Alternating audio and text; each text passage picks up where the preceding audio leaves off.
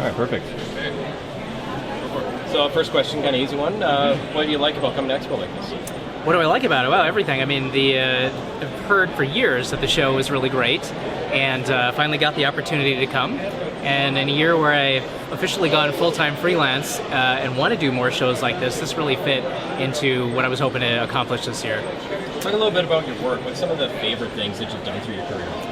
Personally, or the fans' reaction? Personally. Like, what are some of the favorite things that you've been able to do?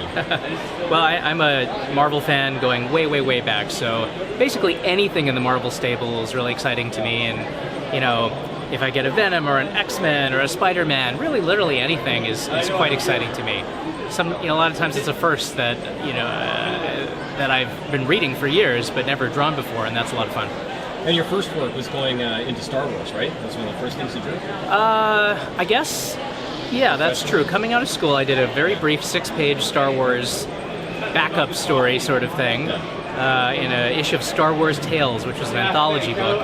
And I guess that was technically the first thing, yeah.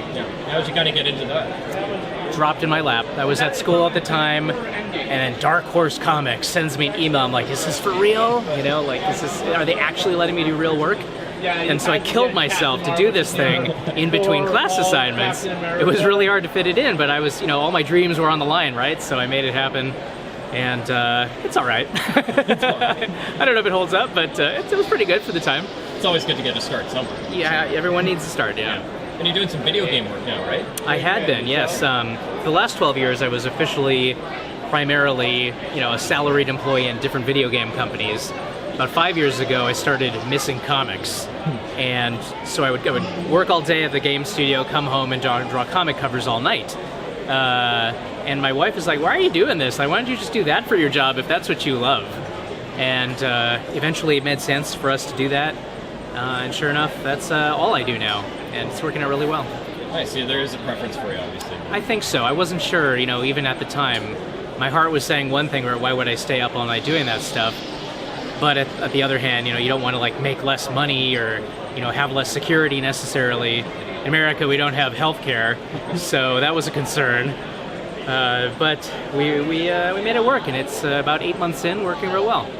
And you did mention the interactions with the fans too. What makes that so special? Well, you're an artist. You're sitting alone at your table drawing this stuff pretty much all day, and there's not a lot of social outlet in that.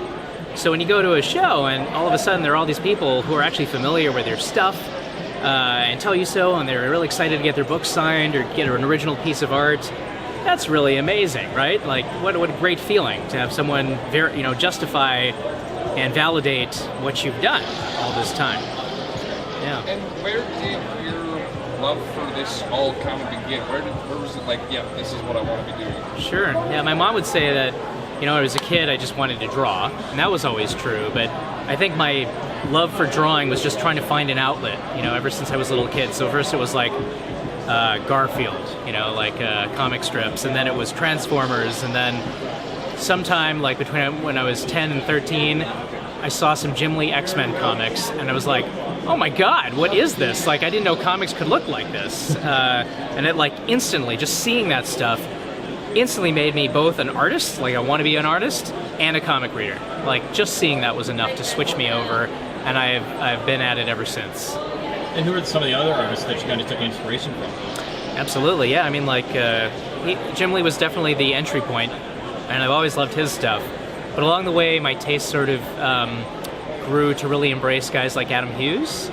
Adam Hughes and J. Scott Campbell were sort of my two poles. One guy's more realistic, one guy's more cartoony. Both are really great draftsmen, both really expressive, both good with a sense of humor. So I just found myself drifting and trying to collect things from those guys and put it in my own work. And then later on in the game stuff, I sort of absorbed digital painting. And so what I do now is a weird confabulation of all that stuff. So it must be good then for an event like this, you can go around and meet some of those other artists too, right? Yeah, sometimes, it's really fun to, you never know who you're going to sit by. Yep. At this show, I got to sit next to Nick Bradshaw, who's a fan of for years and years, and that's always really bizarre, right? At first you're really nervous, you're sweating it out like, oh shit, I know this guy's work, and what am I going to say, don't want to fanboy out or whatever. But more often than not, they turn out to be really cool, and you get to meet people the more you do these circuits. Yeah, awesome. Yeah. man. Thank you so much, man. Really appreciate it. Yeah, right Have on a your great time. day. Thanks, guys. Have a good one. Yeah, you bet.